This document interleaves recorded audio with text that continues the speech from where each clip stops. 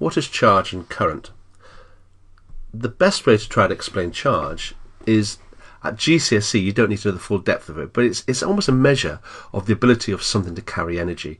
And when we talk about something, we're talking about very, very small particles. The smallest particle that we know is this thing here called an electron. It hasn't got eyes or mouth or legs or anything like that, but I just like to do this. These particles are negative. They've got a charge of -1. They can carry energy. You can't destroy them. They're indestructible. You can't create them either. And they're incredibly tiny. In fact, they're the smallest thing that we know. And in fact, we don't tend to talk about individual electrons. We talk about loads of electrons together. In fact, we talk about bags of electrons. Don't use that in your exam. But 600 million electrons equals a bag of electrons. And that is known as a coulomb. And you can use that term coulomb in the exam. It's basically a load of electrons put together. In the same way that you don't ask for a grain of sugar, you ask for bags of sugar or teaspoonfuls of sugar. In electricity we talk about coulombs, which is like a lot of electrons. These electrons can carry energy. So we've got one there. How can we make it carry energy? Well, we can make it move in a direction.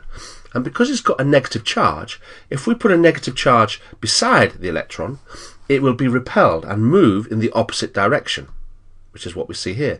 And if you notice, by having a negative at one end, you almost, by default, have a positive terminal, a positive end at the other end, because obviously it's higher than minus, and so you find the electrons will move away from the minuses and towards the positives. And once you start moving electrons or moving charge, that is known as a current. And in fact, there you've got the definition. An electric current is a flow of charge. You can use that word to get, or that phrase, to get the mark in exams. What you need to know is electrons go from minus to plus, but you'll see many books will talk about that conventional current goes from plus to minus. This comes back from a time when we didn't actually know electrons existed, but we knew something was moving, and we thought things were going from a plus end to a minus end. In fact, nothing's going that way.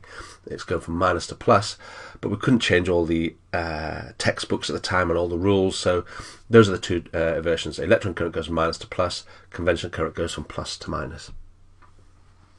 We measure current in amps. So what exactly does an amp mean? Well, it's probably best to think of it this way. If I have 2 amps, what that means is 2 coulombs are passing a point every second. So remember we talked about those bags of coulombs or bags of electrons? If I have 2 of those passing a point in a circuit every second, that is known as 2 amps. Another way to think about it, if I had 12 coulombs that arrived at one point in 2 seconds, then I know the current was 6 amps. I will be exploring this a little bit more carefully in the next video.